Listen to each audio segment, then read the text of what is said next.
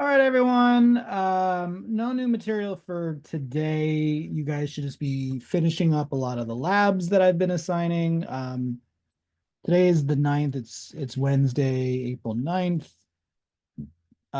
You should be finishing up the toy store lab.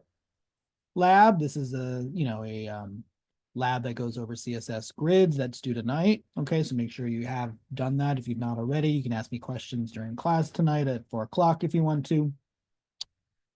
Um, I also assigned, this was from last Monday or last class, I assigned this lab about the travel website. It basically goes over Flexbox. Okay. So, this practices using Flexbox to lay out multiple items in or create, columns that can break apart.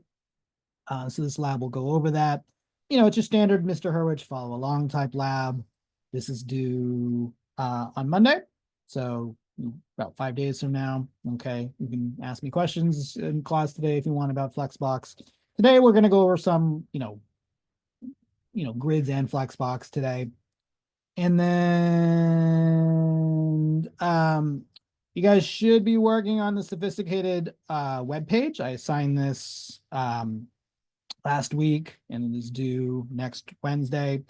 This is like a good practice of how to work on your, assignment two. I gave you guys files, I gave you, all the assets you need. This is kind of, it's like when we did the flower shop and the candy store.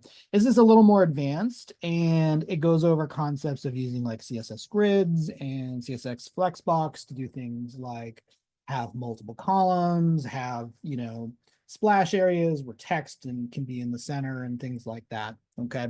So the idea of this is like, you're making something that kind of looks like a very modern web page. And this is kind of practice for your assignment too.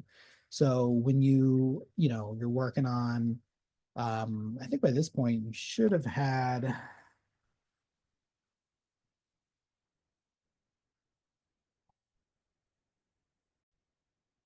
yeah, so at this point you've done your wireframes.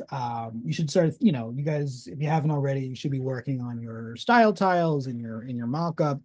Think of, when you do this assignment, think about how we were able to accomplish certain things like multiple columns and text that's aligned vertically and how that might affect, or even things like it's not in this particular lab, like when we did fixed items like sticky elements that stay in the corners.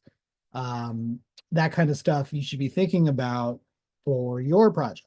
How are you have something that's always, if, let's say you want the navigation bar to stay at the top, or you want an element to always stay in the lower right hand corners. That could be something, you can use CSS to accomplish those goals. Okay.